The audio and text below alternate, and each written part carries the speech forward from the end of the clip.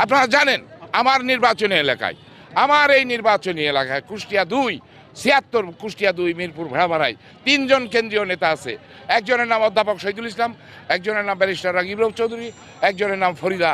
3 জনের নামে আল্লাহর কসম করে একটা মামলা তো দূরের কথা, জিডি তো দূরের কথা, জীবনের এই 16 বছরে একটা মামলাও করেনি।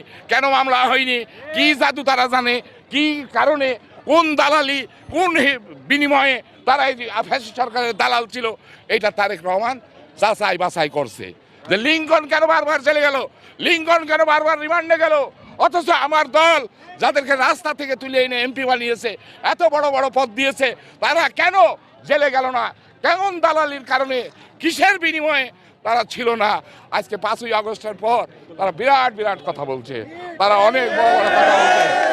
ইনশাল্লাহ ইনশাল্লাহ আমরা যারা দুর্দিনে শহীদ প্রেসিডেন্ট জিয়ার আদর্শে উজ্জীবিত হয়ে, এই যে আমি যে পোশাকটা পরে আছি, এই পোশাকটা শহীদ প্রেসিডেন্ট জিয়াউর রহমান এই দেশে জাতীয় পোশাক বানানোর চেষ্টা করেছিলেন।